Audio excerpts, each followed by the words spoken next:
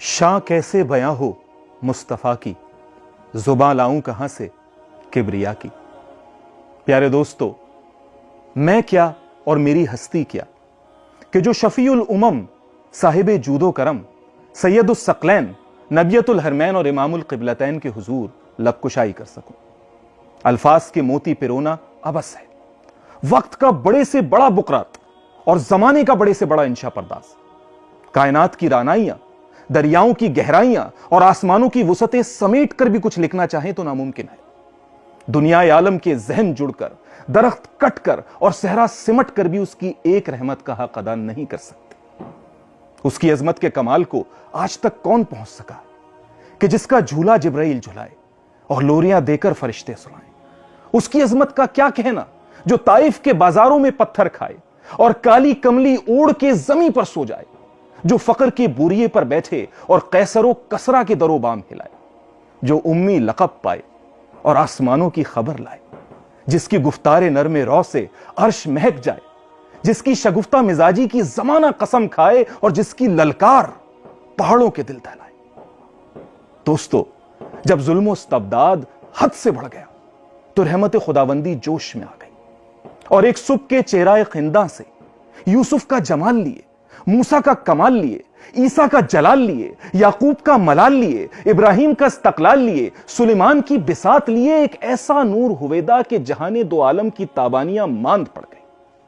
صحرا نے اپنے سینے پر سبزہ بچھا دیا، خاروں میں پھول کھل اٹھے، نگہت و خوشبو و رنگ مسکرا اٹھے، آب و گل شیشہ و سنگ تلمزا اٹھے، مرغان چمن اترانے لگے، باد صبا اٹھلانے لگی، ظلم کے ہاتھ کٹ گئے، بتوں کے منہ پلٹ گئے اور بادشاہوں کے تخت الٹ گئے۔ وہ وعدہ الج جو بندوں نے اپنے رب سے کیا تھا، رگوں میں خون بن کر دوڑنے لگا اور زبان سے گفتگو بن کر کھلنے لگا۔ وہ ایک رات اجالا ہوا زمانے میں، ہوا بھی ہو گئی شامل دیے جلانے میں۔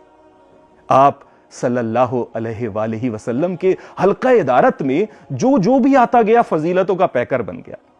عثمان تھا تو غنی ہو گیا، عمر تھا تو فاروق ہو گیا، علی تھا تو شیر خدا ہو گیا، ابو بکر تھا تو صدیق ہو گیا، دور تھا تو قریب ہو گیا، دشمن تھا تو حبیب ہو گیا۔ انسان کو مسلمان، مسلمان کو سلیمان بنا دیا، نماز کو معراج، روزے کو ڈھال، شہادت کو حیات کر دیا۔ 40 سال کے زنگالود دلوں کو اس قدر ثقل کیا کہ قرآن چاہے تو سورت دیکھ لے اور خدا چاہے تو سیرت دیکھ لے۔ یہ آپ صلی اللہ علیہ وآلہ وسلم ہی کی ذات کا سحر تھا دوستو کہ قرون وسطیٰ کے مردہ شہروں نے زندہ انسان پیدا کیے، انسان کو جہالت کی عمیق گہرائیوں سے نکال کر انسانیت کی معراج پر پہنچا دیا، مفاسد ظلم کو زیر و زبر کر دیا، قبائل کو شیر و شکر کر دیا، روٹھے کو ملا دیا، ڈوبے ہوئے سورج کو پلٹا دیا، ابو جہل کی مٹھی میں بند پتھروں کو کلمہ پڑھوا دیا اور منہ کے بل گرے ہوئے بتوں کو قل ھو اللہ احد کہلوا دیا۔ وہ دانائے سبل، ختم الرسل، مولائے کل، جس نے غبار راہ کو بخشا، فروغ وادی سینا۔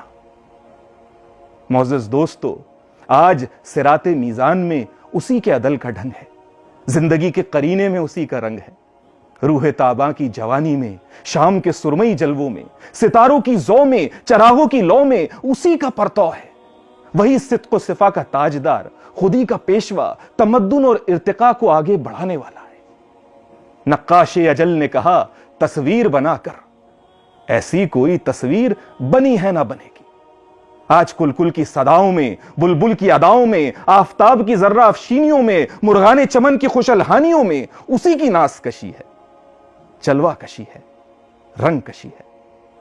کوئی خطہ، کوئی کوچہ، کوئی قریہ نہیں خالی، کوئی خطہ، کوئی کوچہ، کوئی قریہ نہیں خالی، جہاں دیکھوں جدھر دیکھوں تیری جلوہ نمائی ہے۔